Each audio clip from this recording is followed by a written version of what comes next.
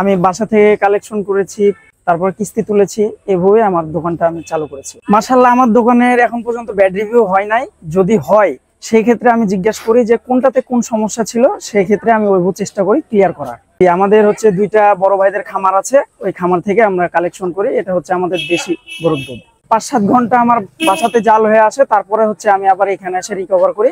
এখানে না হলে মনে করেন যে 6-7 ঘন্টা চুলার পরে থাকে।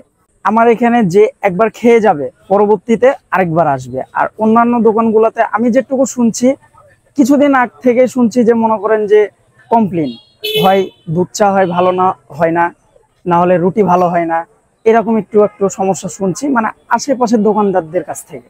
দুধটা আনুমানিক আমার বাসা আর এখানে যদি মিলিয়ে বলি 12 ঘন্টার কাছাকাছি জাল হয়। আমার চায়ের দাম হচ্ছে 25 টাকা, দুধ চা, মালাই চা হচ্ছে 40 টাকা। তারপর আমি একটু মেনুটা দেখাই।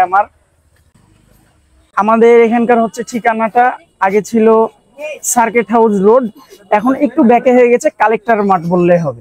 কালেক্টর মাঠের গলি, এ তো সামনে খেলার মাঠ, কালেক্টর মাঠের দেওয়া আছে।